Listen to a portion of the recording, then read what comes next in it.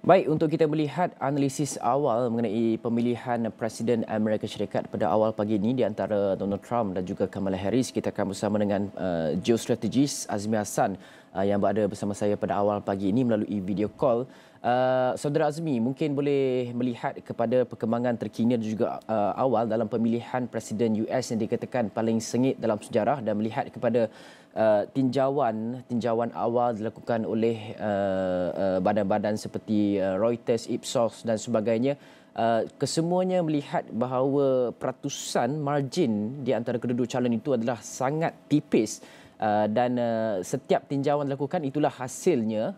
Kadang-kala kebanyakan tinjauan Kamala Harris yang leading, tetapi ada juga yang Donald Trump leading juga. Tetapi bagaimana untuk kita melihat faktor utama yang akan mempengaruhi pengundi pada pemilihan presiden kali ini? Ya, betul sekali. Memang kalau ikutkan tinjauan pendapat daripada negeri-negeri yang dikatakan swing state itu memang tipis, tak tahu siapa yang menang. Tapi dari segi nasional, dari segi keseluruhan Amerika Syarikat, dari segi popularity vote-nya memang Kamala Harris agak ke hadapan berbanding dengan Trump. Tapi seperti disebut tadi, sistem pemilihan Amerika Syarikat ini juga unik menggunakan electoral college, iaitu siapa yang dapat menang majoriti dalam negeri-negeri itu dia dapat ketat ataupun kerusi itu.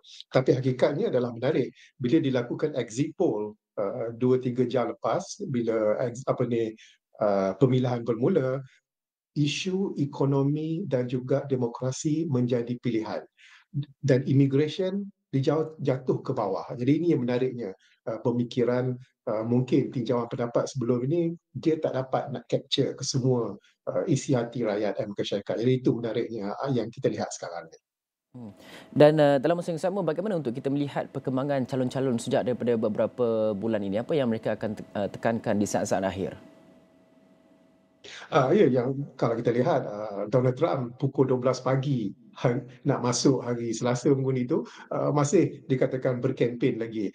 Dan Donald Trump seperti biasa menggunakan isu keselamatan, isu immigration dan mengatakan bahawa Amerika Syarikat sekarang dijajah. Jadi berbeza dengan Kamala Harris, ia lebih kepada tata kelola, demokrasi, hormat menghormati di antara satu sama lain. Jadi kalau nak ikutkanlah pilihan rakyat Amerika kali ini bukan di antara darat dengan lautan, tetapi di antara langit dengan darat. Itu jauh bezanya dari segi prinsip strategi kepimpinan antara Kamala Harris dan juga Donald Trump. Dan dalam masa yang sama, Saudara Azmi, kita ingin juga melihat kepada pemilihan presiden pada tahun 2020 yang mana Trump tewas kepada Biden dan analisis daripada keputusan berkenaan melihat kepada beberapa faktor antaranya COVID-19, pengurusan COVID-19 yang dikatakan ataupun dikritik hebat terhadap Trump selain daripada protes Black Lives Matters dan juga isu-isu ekonomi yang lain. Adakah pada pemilihan kali ini Trump mungkin melihat kepada keputusan terdahulu untuk memastikan bahawa corak permainan untuk pemilihan US 2024 ini berbeza dan juga mengambil pengajaran dalam terhadap keputusan kekalahan pada pilihan yang lepas? Ya, tepat sekali kerana kalau kita lihat kempen Trump selama ini adalah mengkritik Presiden Biden 4 tahun yang secara langsung mengaitkan dengan naik Presiden Kamala Harris. Jadi dalam hal ini Trump selalu bermula dengan kempennya, adakah anda merasa selesa sekarang ataupun 4 tahun sebelum semasa beliau menjadi Presiden. Jadi itu dikatakan bahawa kalau dulu Biden menghentam Trump ketika COVID melanda Amerika Syarikat dan kini juga ekonomi kemelesetannya melanda Amerika Syarikat, Trump menggunakannya untuk menghentam, mengkritik Biden secara langsung dan secara tidak langsung Kamala Harris. Jadi itu dikatakan taktik yang digunakan oleh Biden pada 2020 digunakan oleh Trump pada ketika ini. Dan dalam masa yang sama, tahun 2016 ketika Hillary Clinton melawan Trump, kita melihat tinjauan lebih cenderung kemenangan kepada Clinton. Tetapi keputusan sebaliknya dan Clinton banyak memenangi undi popular. Bagaimana dan antara beberapa perkara yang kita melihat adalah berkaitan dengan terdapat satu analisis yang menyatakan bahawa rakyat Amerika Syarikat sebenarnya belum lagi bersedia untuk memilih presiden sebagai wanita dalam presiden. Jadi bagaimana kita melihat perkara itu juga, Prof? Ya, memang menarik bila dikatakan bahawa adakah rakyat Amerika bersedia bukan sahaja untuk memilih presiden wanita, dan presiden wanita bukan berkulit putih, berketurunan Asia dan juga Jamaika, dan dianggap lebih pintar daripada Trump. Adakah rakyat Amerika masih bersedia? Jadi itu dikatakan persoalan yang menarik. Dan saya pasti itu adalah percaturan dalam memilih. Dan bila menyebut tentang 2016, kebanyakan media membuat kesilapan kerana mereka terlampau bergantung kepada tinjauan pendapat secara nasional.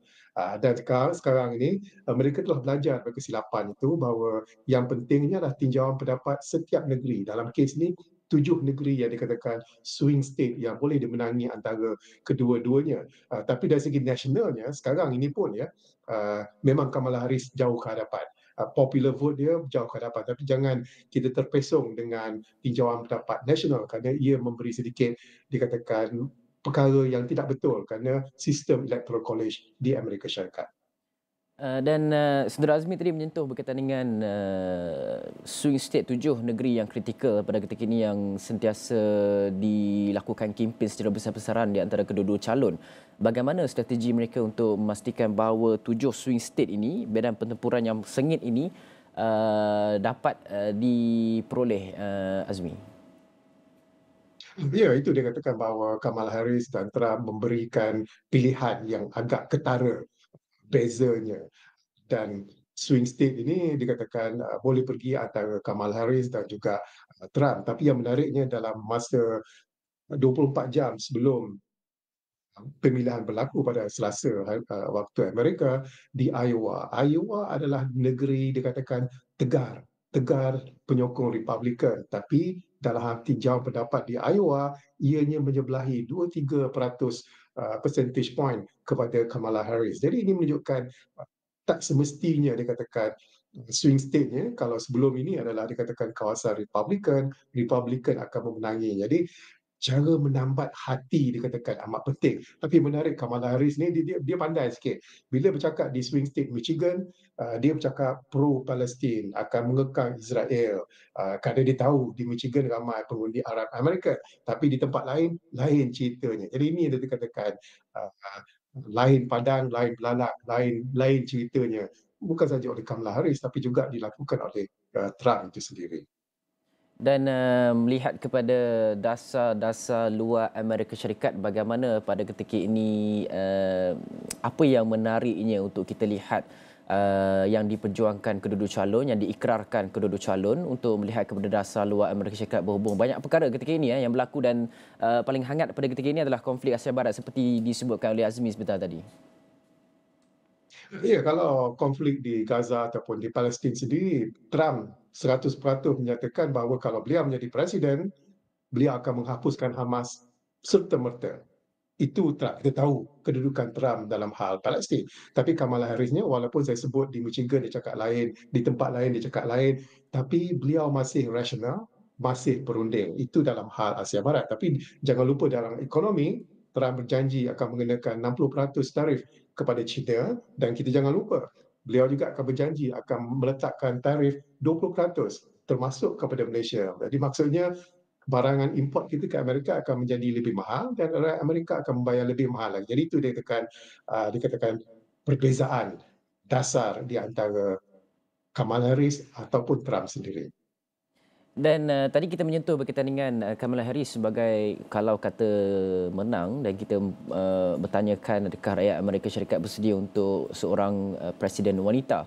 Tetapi dalam masa yang sama juga kita tidak boleh lupa bahawa Trump merupakan individu yang mempunyai pertuduhan di mahkamah, dan pertuduhan terhadap Trump itu adalah yang pertama dilakukan melibatkan bekas presiden.